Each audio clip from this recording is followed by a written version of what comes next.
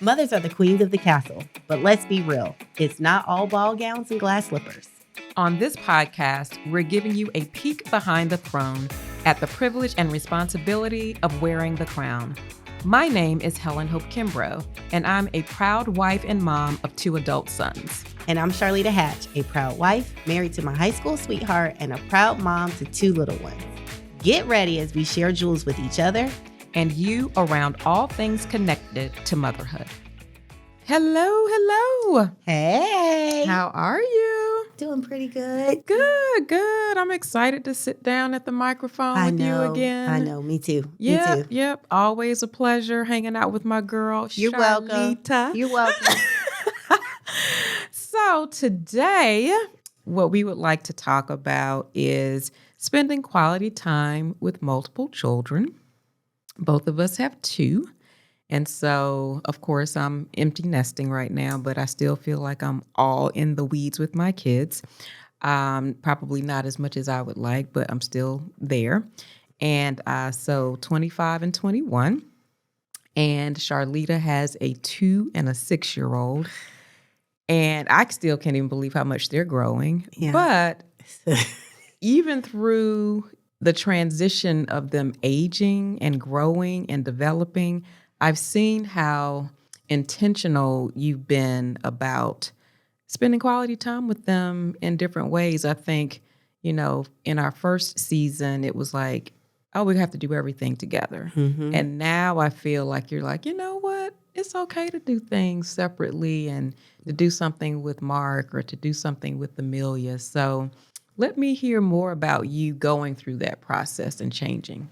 Thank you for noticing that, first of all, because it has been intentional. But I think one thing to call out is that for everyone listening, Helen and I are literally the same in this, meaning our kids are 4.5 years apart. Yes. And so putting that disclaimer out there for those of you who have back-to-backs, it may or may not be as easy to do those things. I agree. And I would think that the bigger the gaps, probably it naturally comes to individual time. Mm-hmm. So what I think 4.5 is a good age gap to consider because you have to be intentional, but it's not automatically innate either. I agree.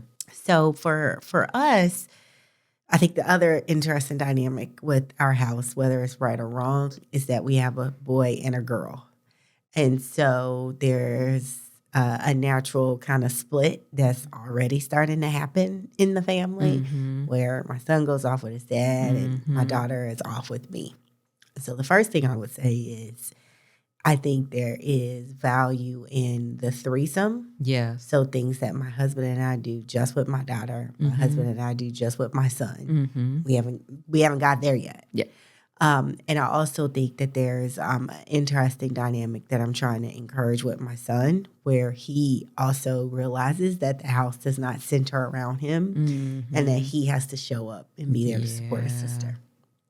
So some of the things that happened by accident, and I think I talked about when we went on a cruise and we left Amelia back with my mom. He loved that centering. He loved it. And it wasn't on purpose. I was just like, I don't want to take her because she takes naps. She's not potty trained. She's not really a good listener. So I wasn't even thinking like, let's just have this family time with Mark. But he noticed it. And it was really important to him. And that has really got me thinking about how do we create those opportunities for us to connect as a family and just focus on one child. Like I said, the actual split of the gender splits are happening where, I'm starting to take Amelia to the children's theater for little acting classes, and Mark is taking little Mark off to soccer or to golf or to swim, where I think that we have to figure out how we do probably just once or twice a year. And it doesn't even have to be a trip, but just like go to get ice cream with just one child, but it's both parents. And both parents are just focused on that one child and getting into that rhythm. as well as what does it look like for us to cross genders more. So I told my husband that I want to be the cool mom. Y'all keep hearing me say I want to be cool. And so I'm trying to take my son to a Charlotte FC game, which he typically does with his dad. But like I want him to see me as someone who can do those things with him as well. Mm-hmm. And I definitely would love for my husband to lean in and do things that might not do things that'll be fun for Amelia and her to see her dad do that. So we don't have it figured out yet, Helen, but I know, we are talking about it. You're talking about it. You are being intentional around it. You are thinking through it. And to me, that's a great place to be. And so, like, would you have all the answers right now? Absolutely not. That's true. And again, you're at the beginning stages of this, and as you're journeying through, sometimes you just don't. So often, either siblings get lumped together, and so their individualities don't get to be celebrated, and probably whatever the squeakiest sibling is, the noisiest one. The family just centers around that, and the other people get lost. And then you go through and you navigate friendships and marriages with people who didn't really get to develop their individual personalities at home. So I think it's important for that reason. And I also think it's important because in this day and age, and it probably was before, but being able to have that time to connect with your child, with mental health being such a big thing, and never knowing what's happening with them or their friends, like having just pockets of time, I think is important. So kids still come to their parents first. Yes. So how did you and Marcus do it? I was getting ready to say, I'm just listening. Because you had boys too. So I had boys, 2 boys, 4.5 years apart. And this is the funny thing for me. I was like, okay, after Austin was born, and Austin was, again, my expressive child. He was the child that was into everything. And he also wanted a sibling. I think he's like, look, if they just have another baby, this will take a lot of weight off of me. So he was wanting to have a brother, not a sister, specifically a brother.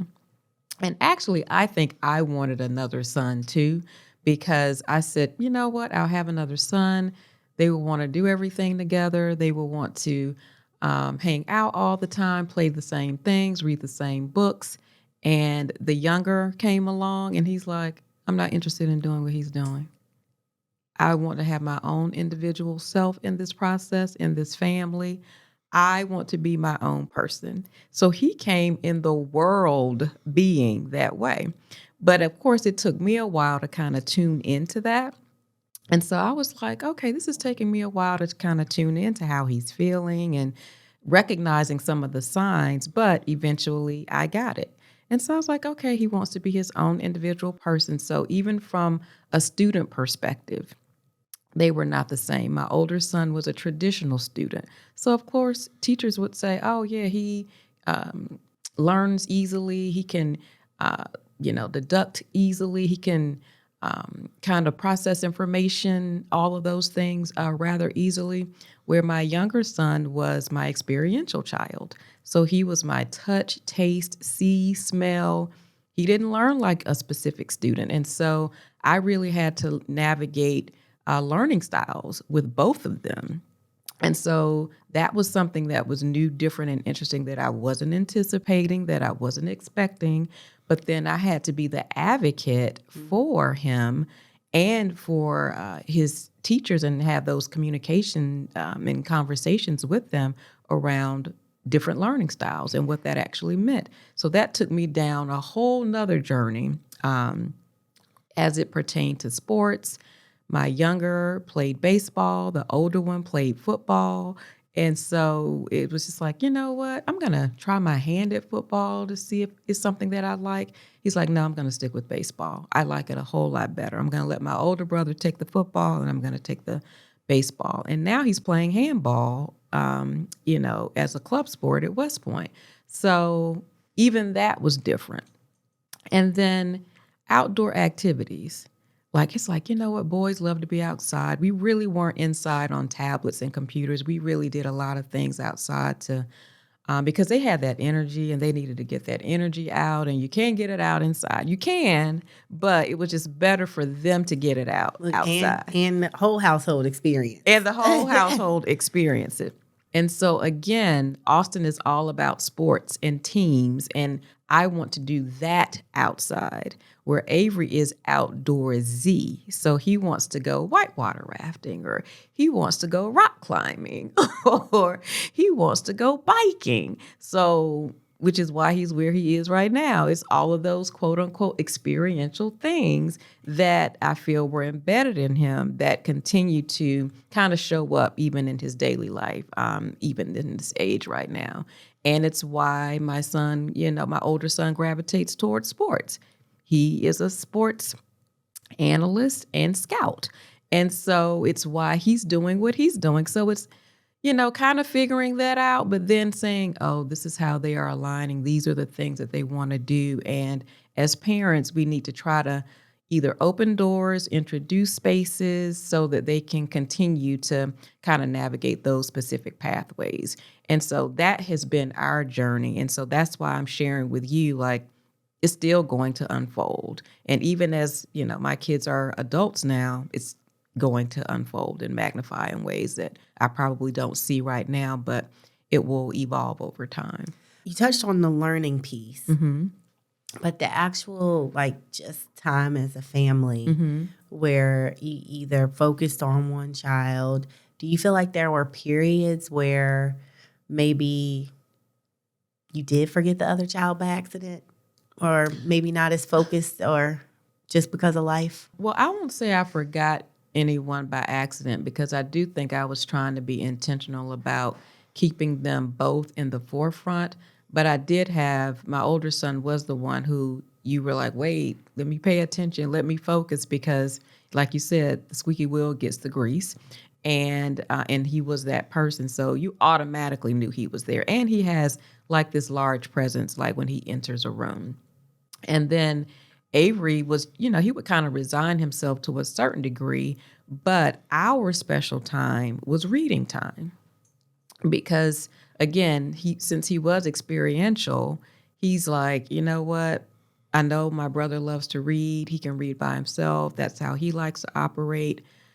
I'm thinking, oh, okay, let's just read this book. You and I read pages back and forth. But that ended up being like our quality time together. I didn't know that that's what it was at the beginning until, I would try to read ahead so I could have questions prepared. And then he said, you read ahead. Why did you read ahead? And I was like, oh, because I want to be prepared. No, we do this together. And so that ended up being our special quality time. And it would be all over the house. Sometimes it would be out on the porch. Sometimes it would be at the dining room table. Sometimes it would be at the sofa where both of us were reading and lounging. And I could see how he's like, no, this is our time together. And so reading time became that time until it became something else. And so I think they will provide you with signs of what that is.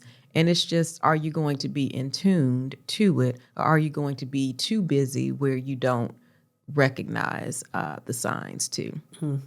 Yeah. I know I come from a family of 3, and at different times, I feel as an adult, I can reflect and say that my mom mothered us all differently. And I feel like that was her way of being attentive to us, because we didn't all experience her the same, even in the same house. Yep. And we've talked about it since, my mom and I, and she's like, I recognize that y'all all 3 needed different things.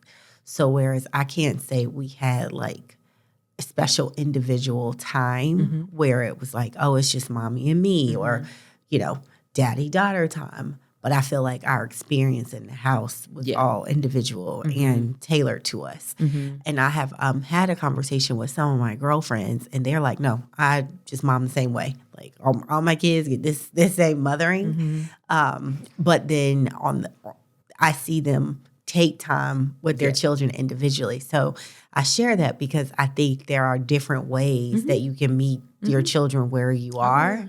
But I think it's important, the more children that you have in the house, and I would probably say the closer in age that they are, that there is some way of like not like if you have, for example, a 6, 7, and 8-year-old, you're not treating them all like triplets. And even if they were triplets, they still would be 3 individual people. Yeah. And having that, because I just feel like you see on the back end the adults who didn't get that.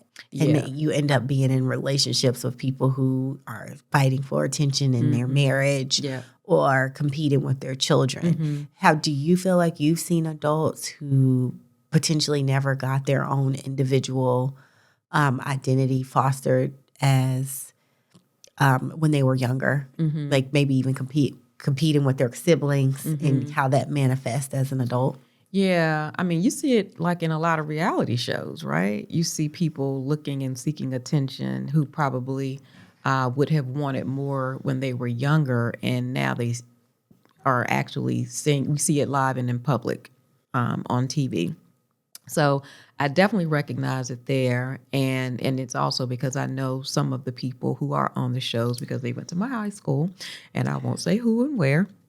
But so I will, definitely say that. She'll tell me and then I'll tell y'all.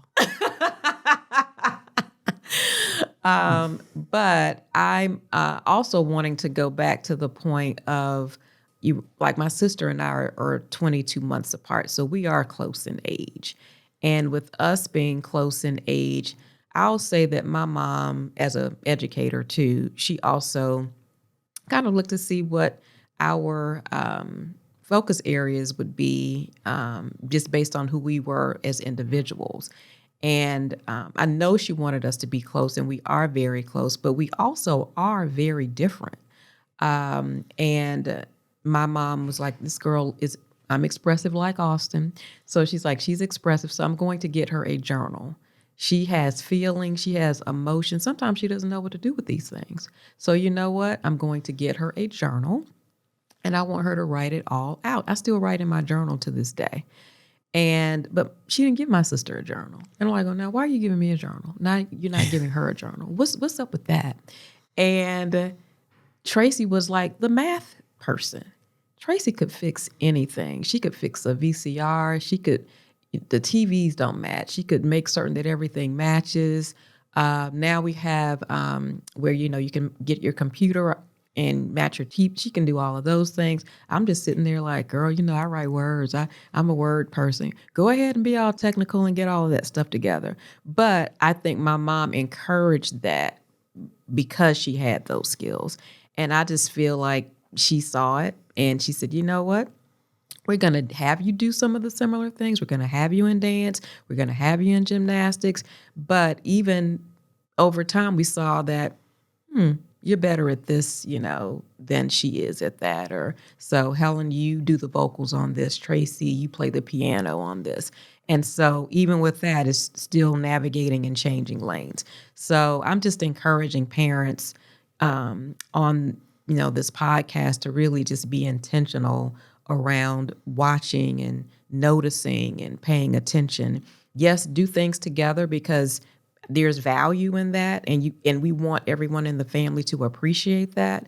But then we also want you to appreciate like the different personalities that your kids bring to the table too. The one thing I want to double click on is the part where you got the journal, and then you wonder why Tracy didn't get the journal, but then also how did Tracy feel about it? And the reason why I say that is because I think parents worry about sameness. And if you don't treat all the kids the same, if you don't give them all the same, if you don't do the same activities, then you are either fostering some type of sibling rivalry or jealousy or wonder. So how would you respond to that? Yeah, I mean, you do. And I won't say you won't even go through those type of emotions. It's like, why does she get to do something that I don't get to do? Or if you're 16, why is Tracy dating before me? Tracy has a boyfriend and I don't understand that. Like, so I have to have a boyfriend before I get to hang out like she does? What sense does that make? It's so you do have like those conversations, and sometimes they're abrasive, sometimes they're loud, sometimes they're stomping, and all of those things. I'm not saying that's not even realistic not to have those things. But then you look back over time and then you're like, you know what? Oh, this is why they did this. Like even in college, I didn't realize that my parents were giving my sister wake-up calls at Hampton every morning. I was like, what in the world is that about? She was like, you didn't know that? I'm like, no.